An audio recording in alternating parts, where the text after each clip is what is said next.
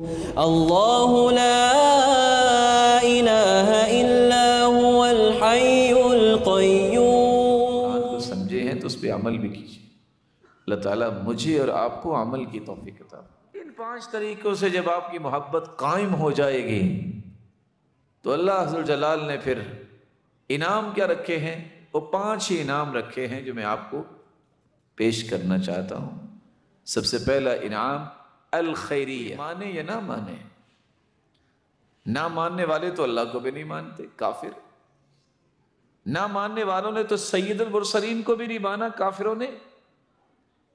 لیکن فیصلہ یہ ہے جو صحیح بخاری کے اندر روایت ہے، روئے زمین پہ بسنے والے اس وقت بھی 7.5 ارب لوگ ہیں، 6 ارب کافر ہیں، 1.5 ارب مسلمان ہیں۔ زمین پہ بسنے والوں میں سب سے عزت والا، سب سے بہترین انسان وہ ہے خیرکم من تعلم القرآن وعلمہ، جو قرآن سیکھتا ہے اور قرآن کو سکھاتا۔ آج کسی چودھری کے ساتھ کسی کی بات ہو جائے تو کہتا ہے میرے جیسا ہے ہی کوئی نہیں، کیونکہ میرے لنکس ہے۔ ایک وہ ہے جس کو اللہ ذوالجلال نے اپنا خاص الخاص بنا لیا۔ ان للہ اہلین، اللہ کے خوش خاص بندے ہیں۔ قیل من ہم یا رسول اللہ، سوال کیا کہ اللہ کے پیارے پیغمبر وہ کون سی ہستیاں ہیں جو آپ کے خاص لوگ ہیں، جو اللہ والے ہیں، وہ کون ہیں؟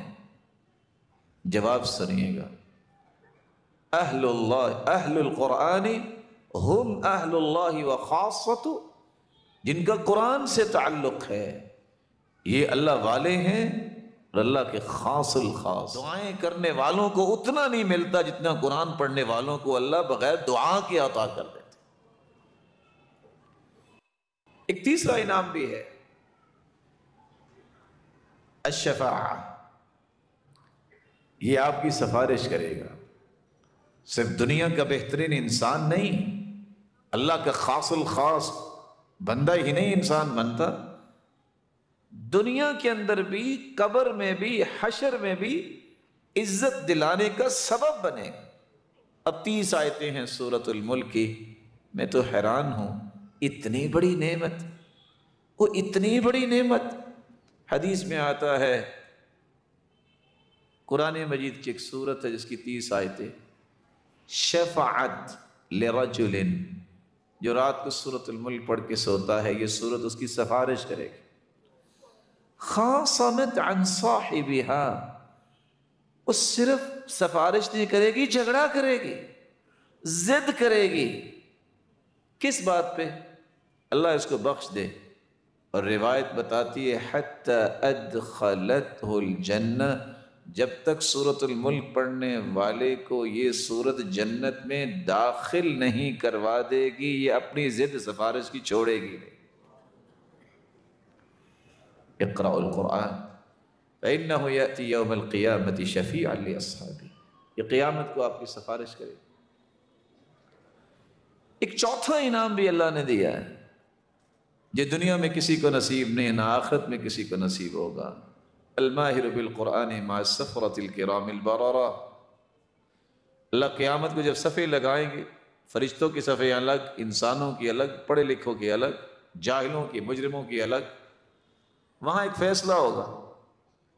اللہ فرمائیں گے قرآن پڑھنے والے آج بھی خاکی صفوں میں کھڑے ہو، نکلو یہاں سے، آ جاؤ اس صف میں جس صف میں جبریل امین کھڑے۔ اللہ اکبر، اس صف میں جبریل امین کھڑے، آج اس صف میں آ جاؤ۔ پھر اللہ ذوالجلال کیسا انعام دیں گے؟ یجیء القرآن، ادھر یہ فرشتوں کی صف میں ہے، قرآن آ جائے گا اور آگے کہے گا یا رب حلہ، اللہ اسے انعام اور دیجیے۔ یہ پوری کائنات کے سامنے جبریل کی صف میں آگے، اس سے بڑا بھی کوئی انعام ہے؟ نوریوں کی صف میں آگے قرآن کی سفارش پہ اللہ اسے پھر ایک جنتی لباس پہنائیں گے، خلعت فاخرہ۔ قرآن پھر کہے گا یا رب زدہ، اللہ اور عطا کیجیے۔ فیلبس تاج الکرامہ، اس کے سر پہ عزت اور کرامت کا تاج پہنایا جائے گا۔ سورج کی روشنی سے بھی زیادہ اس کی چمک ہوگی۔ قرآن پھر کہے گا یا رب ارض عنہ، اللہ اس سے راضی بھی ہو جائیے۔ تو یہ راضی ہونے کی تو باتیں ہو رہی، اللہ فرمائیں گے میں راضی ہو گیا ہوں اس سے۔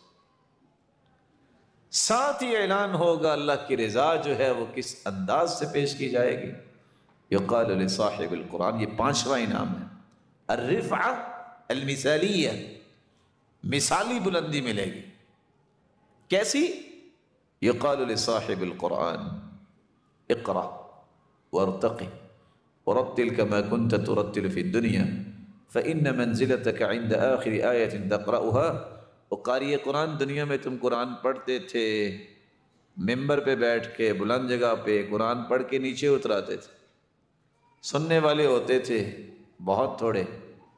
میرے بندے آج بھی قرآن خوبصورت انداز سے پڑھو، فرق یہ ہے پڑھتے جاؤ، جنت کی سیڑھیاں چڑھتے جاؤ، جہاں من الجنت والناس آئے گی وہاں تیرا مقام ہو۔ اللہ تعالیٰ سے دعا ہے اللہ تعالیٰ ان 5 انعامات کا ہم سب کو، ہماری اولادوں کو بھی مستحق بنائے اور ہمارے اندر قرآن کی سچی محبت پیدا فرمائے۔